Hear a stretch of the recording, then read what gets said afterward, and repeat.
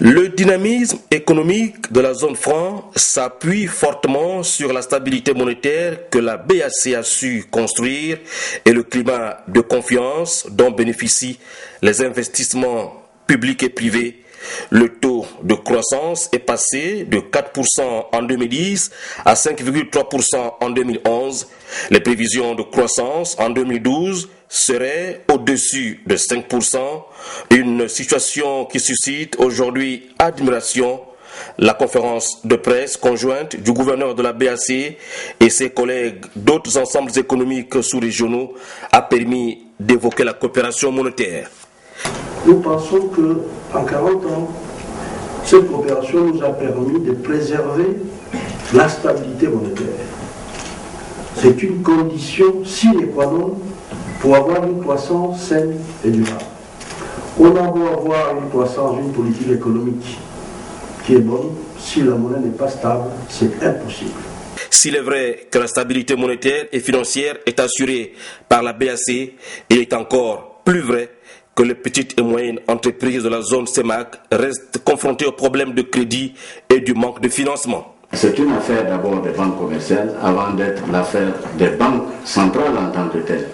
Même si ce n'est pas l'affaire des banques commerciales, à tout le moins, c'est d'abord l'affaire des autorités publiques dans les États qui doivent créer ce qu'on appelle, en plus de l'environnement des affaires d'une façon générale, les conditions pour que les PME puissent accéder au crédit bancaire. La problématique de la monnaie unique en Afrique a suscité la réaction de nos banquiers africains.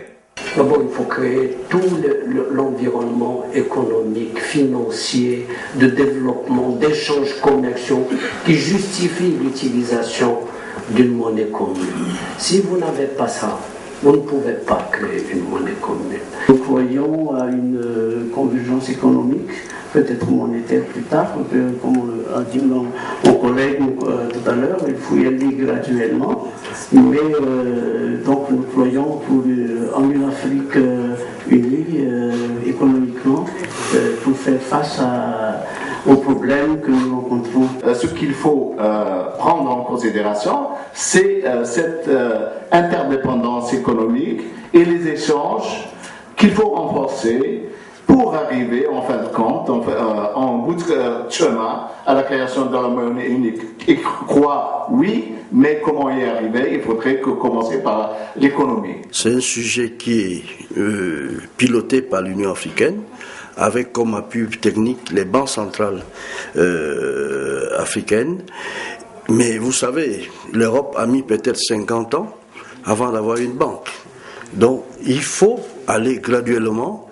Et les 40 ans que nous fêtons aujourd'hui, 50 ans hier, à l'UEMOA, à la BCAO, je crois que l'Afrique peut s'en inspirer aussi pour voir les mécanismes, quelle est la meilleure façon, quels sont les meilleurs cadres pour définir les conditions de la création d'une banque centrale. L'intégration et l'expansion régionale de la zone restent de mise à la BAC. La banque, a dit son gouverneur Lucas Abaganchama, continuera d'apporter son soutien aux politiques économiques générales élaborées par ses pays membres. Nous allons en France, à Paris précisément, au siège de l'UNESCO, où la directrice générale de cette institution a été reçue en audience et pour des échanges par le président de la Cour constitutionnelle du Gabon, Marie-Madeleine Boranso. Compte rendu de cet échange dans ce reportage.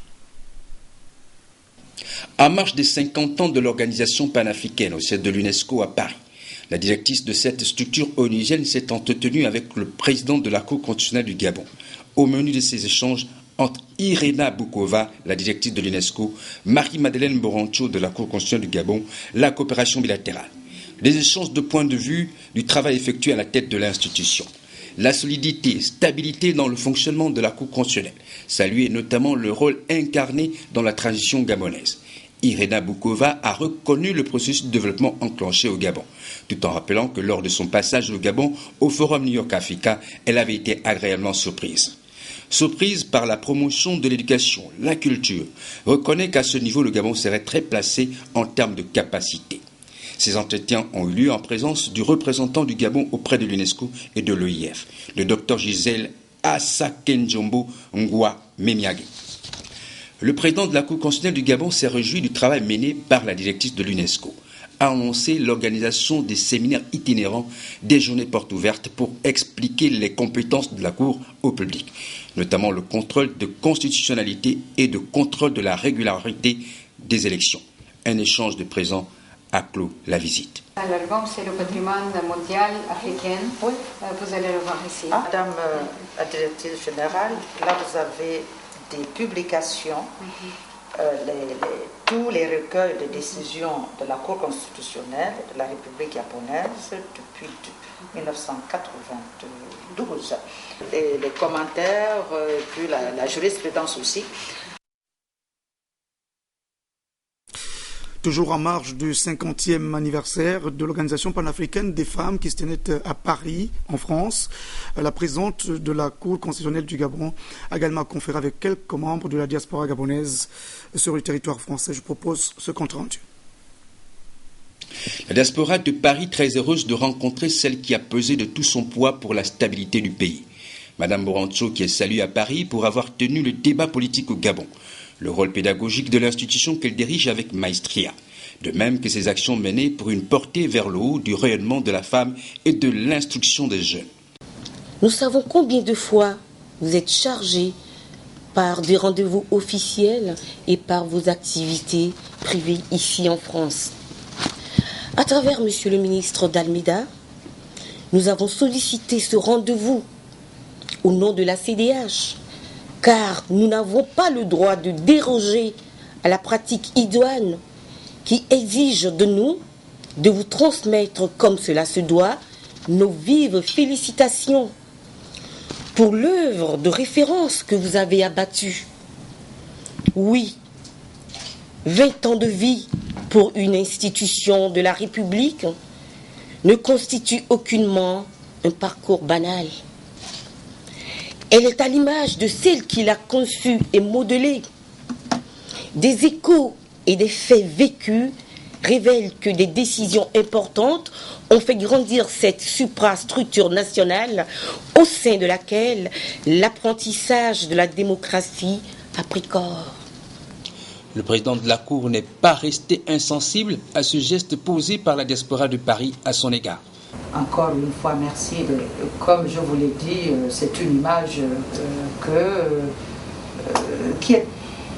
qui représente très bien le rôle qui est celui dévolu aux cours et conseils constitutionnels dans nos pays africains. C'est le corps de garde de nos villages traditionnels où on doit rester là du matin au soir pour écouter, entendre, apaiser, essayer de juguler les problèmes qui se posent, de trouver des solutions apaisantes, assurer un équilibre entre les acteurs politiques. C'est mon rôle de tous les jours. Un certain nombre d'actions sont appelées à se concrétiser à Libreville à l'actif de la diaspora de Paris. Le Rotary Club de Port-Gentil, dans la capitale économique, vient de séjourner au Congo-Brazzaville pour faire œuvre utile. Il s'agissait donc d'une action de générosité au profit des victimes, des familles des victimes de la tragédie d'Ompila. La cérémonie se déroulait au stade Félix Eboué de Brazzaville. Reportage. Ici, de l'autre côté. Le 4 mars 2012, une explosion ravageait le quartier Mpila de Brazzaville et causait par là même la mort de centaines de Congolais et des milliers de disparus. Cette situation avait nécessité des interventions multiformes, dont celle du président de la République gabonaise. 8 mois après la catastrophe, le Rotary Club de Port-Gentil, au Gabon, prend le relais en offrant des ballots de plus de 230 kilos de vêtements et une somme de 2 millions de francs CFA à une partie des populations sinistrées. Notre président, Samouji Tanaka, nous a instruit de promouvoir la paix par le service, avec une relation paix et action qui ne souhaite pas galvauder, mais effective. C'est pourquoi, en venant ici, nous ne sommes pas venus les bras ballants, nous y sommes pour vous réconforter. Nous avons donc avec nous quelques lots seront distribués tout à l'heure, c'est notre modeste contribution à la suite du malheur qui vous a frappé. Ce geste n'a pas laissé indifférents les Rotariens de Brazzaville. Je vous adresse nos remerciements pour cette marque de solidarité que nous tous, ici, témoignons en ce lieu, en cet instant par notre présence. De son côté, le représentant du coordonnateur de la cellule de gestion des sites des sinistrés a dit toute sa reconnaissance tout en souhaitant que ce genre d'action soit perpétué. Revenons chez nous au Sénat, une délégation notamment des sénateurs membres de la commission du budget, des finances et des comptes économiques de la nation qui vient donc d'effectuer un périple pour recueillir auprès des populations les préoccupations quotidiennes. L'heure est aujourd'hui à la rédaction des rapports de mission. Guy-Roger Ndira. Pendant près de 2 semaines, au courant du mois d'octobre 2012, plusieurs délégations du Sénat, comprenant sénateurs et fonctionnaires, ont sillonné le Gabon pour effectuer des missions d'information. Ces missions rentrent dans le cadre des dispositions de l'article 36 de la Constitution afin d'assurer le contrôle de l'action du pouvoir exécutif et l'exécution des budgets alloués aux collectivités locales. Les 9 délégations qui ont parcouru communes et départements du Gabon devaient vérifier, d'évaluer la mise en œuvre de la politique gouvernementale sur les inscriptions budgétaires contenues dans les lois de finances 2009, 2010 et 2011, dans les secteurs des infrastructures sanitaires, scolaires, routières et la lutte contre la dépendance extérieure dans le domaine agricole. Nous retiendrons de cette mission les différentes séances de travail des émissaires du Sénat avec les responsables des conseils municipaux et départementaux pour faire le point sur le fonctionnement des bureaux et l'utilisation des budgets alloués. Les sénateurs à mission ont déploré la non-réalisation de plusieurs projets de développement pourtant inscrits au budget et parfois financés. Ils ont souhaité, face à ce constat, voir avec le gouvernement la situation des initiatives entreprises sur le terrain.